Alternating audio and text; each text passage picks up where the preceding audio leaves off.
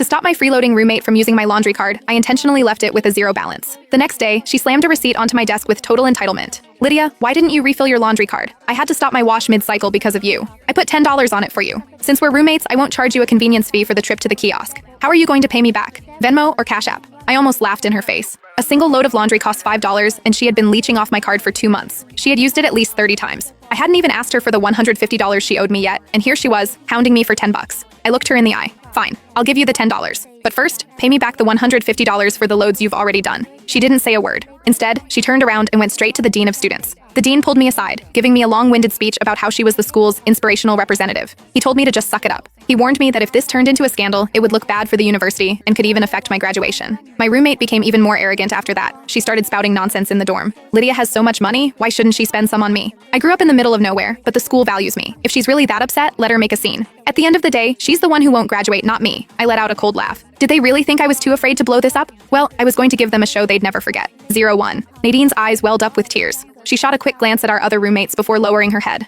Her voice sounded like she was on the verge of a breakdown. Lydia, it was so windy this afternoon. I ran all the way to the student center with wet hair just to refill your card. If you don't want to be grateful, fine. But how can you be so petty about money? Petty? Is that what we're calling it now? Asking for what's rightfully mine? The other girls in the room turned their chairs around to watch the drama. Sloan asked, "What's going on?" "It's nothing. I just put $10 on Lydia's laundry card, and now she refuses to pay me back." Nadine sniffled, pausing for effect. "I'm not even saying she has to pay. It's just that $10 is what I spend on food for a whole day." Sloan nodded and looked at me. "Was your card really empty?" I leaned back in my chair, my voice flat. "Because Nadine used it all." Nadine pouted as if she were the victim. "What do you mean I used it? Don't you use it too? Besides, I've used it so many times before and you never said anything." I stared her down. "That's because every single time you said, 'I'll pay you back next time,' but you never did." The first time Nadine leached off me was during the second week of the semester. I had just finished my laundry when she happened to walk in. "Lydia, my card is empty. Can I borrow yours? I'll refill mine tomorrow and Venmo you." I said sure and handed it over. The next day she didn't mention it. I didn't bring it up either. Then came the third time, the fourth, the fifth. Her "can I borrow it?" turned into "just let me scan yours. I'll get you later." But later never came. One time I came back from class and she just held her hand out while sitting on her bed. "Give me the card. I need to do laundry." I asked if she had sent me the money yet. She froze for a second, then laughed. "Don't you still have plenty of credits on there?